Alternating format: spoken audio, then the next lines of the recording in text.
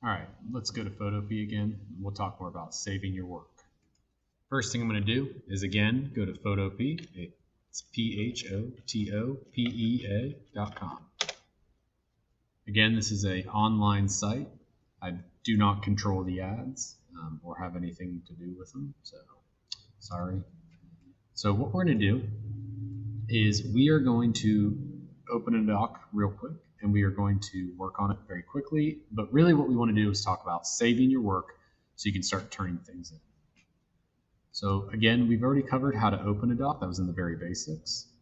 But today, what I'm going to do is I'm going to open from a URL. So all we need to do for a URL is we need something to paste in here for it to use. So again, if we go online and we do a quick search for whatever we want, I'm going to do poodle. And I could pick any of these images for what we are going to open. Let's go ahead and use this one. Now the thing about this picture is this is not where the picture lives on the internet. This is where it lives through a Google search. So if I copy and paste this link right here, that is not the picture's source code for the link. And you can even see that if you look up here, it says google.com/search. So again, this won't work. But what we can do is right click or two finger click on the Chromebook. And I can actually copy the image address, or I could open the image in a new tab. I'm going to show you this one first. So if I open it in a new tab, this tab should only be this picture. And it is. So you can see right here, Vet Street Bright Spa, whatever, blah, blah, blah, blah, blah. Okay? That is the code for the poodle. So if I copy this code and I go back to Photopea, it should open. Now I say should because sometimes it doesn't open if they have some sort of restriction on there. I've encountered that. But there's my poodle. Now, you could have done that through this method. So again, I opened it up. It's not the website. So again, if I go back to the poodle and I click this picture, it brings me to a website. This is not an image. It will not work. The only way to do it is like I just said. You would right click or two finger click. You can save the image. If you want to save the image, it's always a good idea in case you need it later. But if you just need to open something from the internet, you can open the image in a new tab and then copy the link, or just copy the image address right here. But again, we want the image, not the website. Now that I have my poodle picture, again, we can see that it is listed as a background.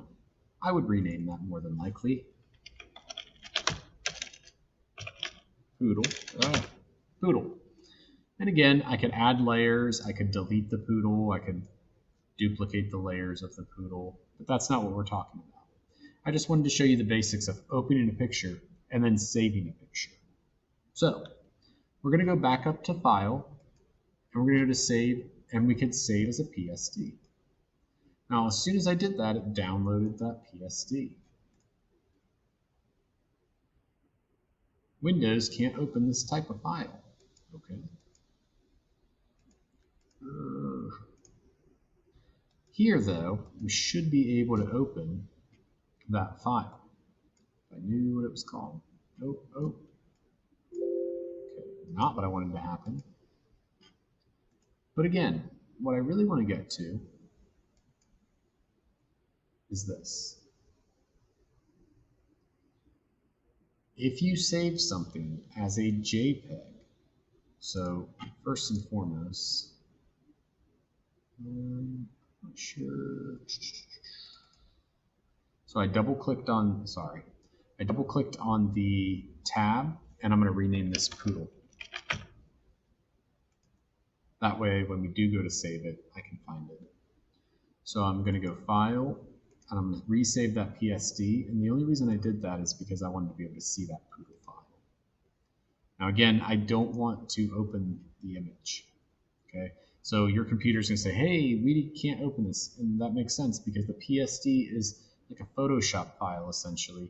it needs Photopea to open. However, this time, I'm going to save it as a JPEG. Now when I saved it as a JPEG, it looks different. And again, we can change it right here. But when I save it as that, you're going to see our height and width and our quality. Okay, so again, a lot of people will tell you to go down as much as you can until the quality changes. I mean, we're using virtual saving space, so until we have a problem, I would save it at 100% quality. But if I save this image and I go to open it, just like I did the PSD, let's click on it. It opened as a poodle picture. And it actually opened in Paint. I don't know if yours will do this, but that's first for me. But the reason it opened is because that's what it's set to open a JPEG as. Now the reason this matters is because you cannot upload PSDs to Google Classroom. Technically it will say you can, but when you go to open them, it would have to open through the Photopea or Pixlr or another type of program like that. So again, when I go to grade something, it would have to be saved as a JPEG. Now what I'm going to suggest you do is in your Google Drive, what you should be doing, and my Google Drive is very messy, I got tons of stuff. But what you need to do is, you see how I have all my folders here? So I have Ewing, I have phone backup, graphic design work, Friday artists, ukulele. So all of that can be created. There's a really neat drone video I took of them tearing the school down. But what you can do is you can make a new folder, and you need to make a folder that is art. Then you're going to go inside that folder, and you are going to make another folder. Now this folder should be called PSD, or it could be called, working files. But these are the files that you are not turning in for a grade yet. These are what you're still working on. So if you still want to work on something, you save it as a PSD, and you save it in the correct folder. Boom. Then you should make a second folder. This one I'm going to be calling JPEG. Now again, JPEG is just like you take a picture on your phone. It is a compressed file. So the PSD file is going to have our layers. When we open it, we can still work it in the program. The JPEG would still open in the program, but the image would all be flat. We can't work on it anymore. So if I try to work on the background of a JPEG, it's going to delete the whole thing. It's not going to delete whatever's in the middle ground or foreground. So this is how it should look. PSD files will allow you to keep working on them. JPEGs will not. And again, if I wanted to save this, let's say I wanted to draw on here. Where'd the brush go? Okay, let's say there. Oh, I love it. It's great. Awesome. If I want to work on this tomorrow and I save it as a JPEG, it's going to look just like this, no layers.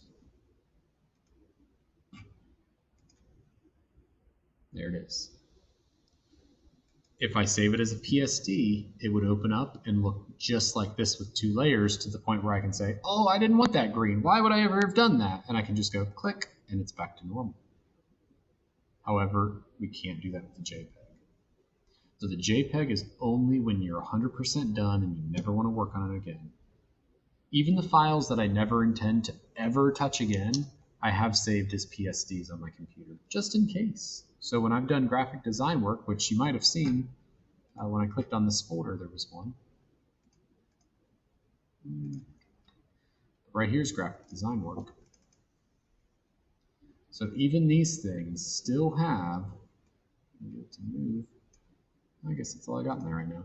But even those still have the original source files that I made for people, so that in case that person comes back, it could be 2 years later, and they might say, hey, remember when you made that ad for me? We want to do that same thing, but we need to change the dates. It's been a year ago, and we want to reuse that ad, but we need the date to reflect this year. Well, guess what? In JPEG, I can't do that.